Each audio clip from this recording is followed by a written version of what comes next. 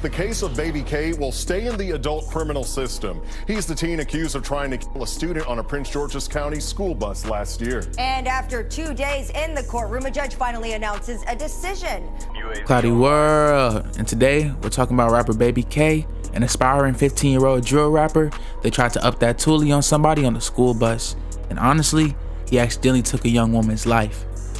Caden was 15 years old last May when he's accused of boarding a Prince George's County school bus with 2 other teenagers and trying to shoot and kill a 14-year-old student.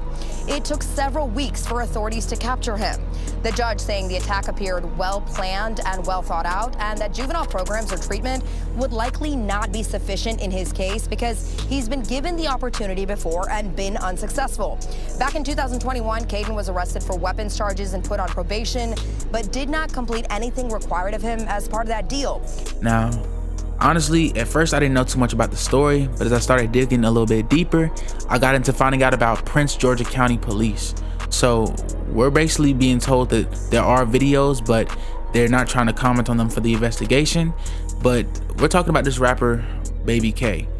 So he's still on the run, and his victim's mom fear for their lives.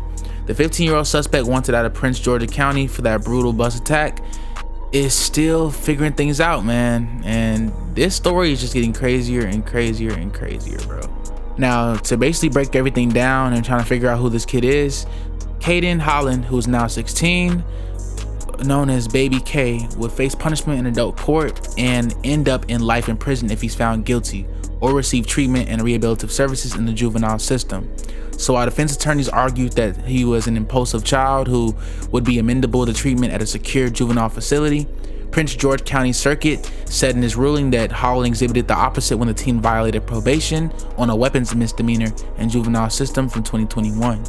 And according to testimony from the Maryland Department of Juvenile Services, the teen did not complete any of the services required by his probation, and yet the case was still closed.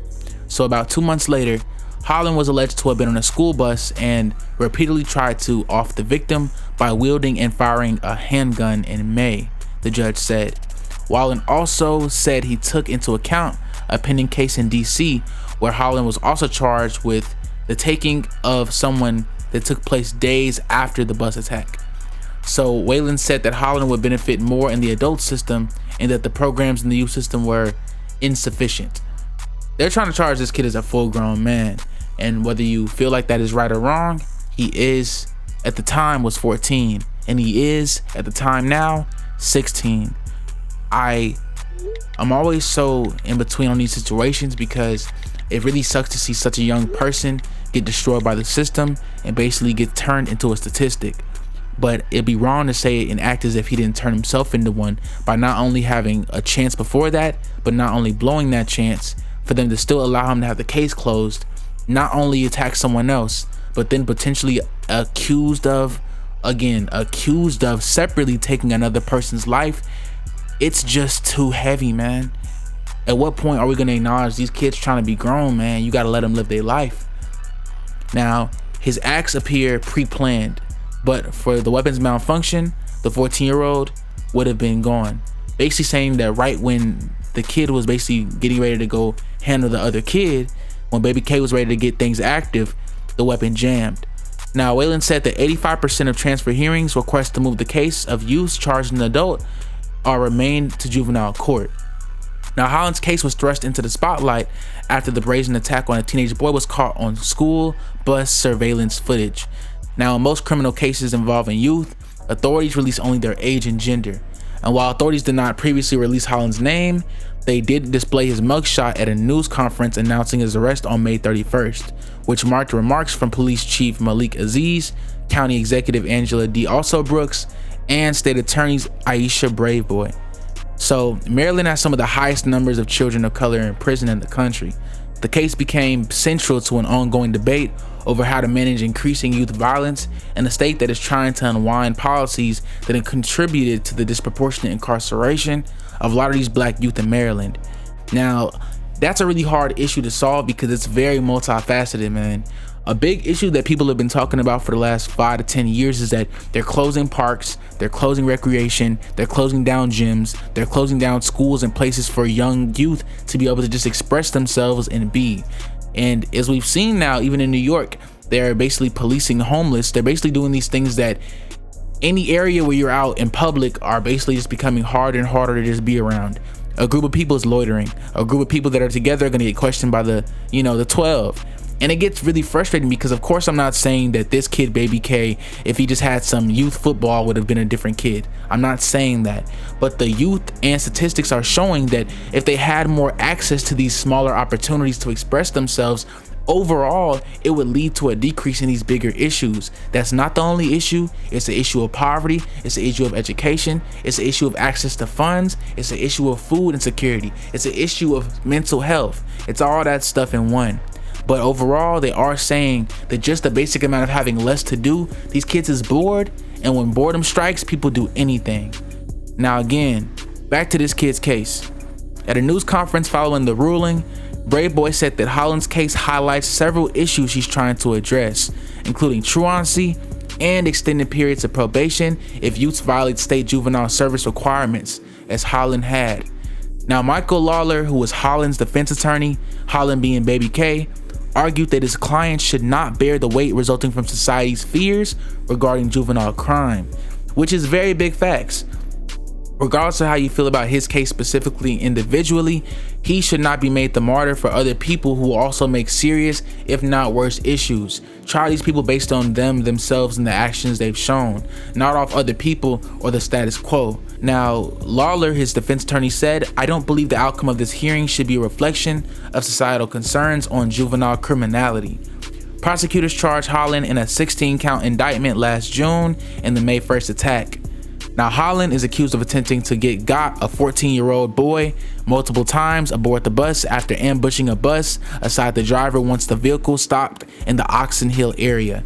Now, each time he attempted to make that thing shake, the other team said the gun jammed, and the 14-year-old suffered minor injuries. Now, 3 other kids were charged as adults in the assault, and Brave Boy declined to comment on the status of their cases. So, it's not like they're just targeting Baby K. They've charged 3 other children also as adults, which is some very important information that they were leaving out. So the decision came after 3 days of the hearing, and that started last week. Now, prosecutors argued that Holland should remain in adult court, while Holland's lawyer argued that he is a kid who is amenable to treatment. Now, several experts and witnesses have testified, including services officials who said Holland had prior involvement.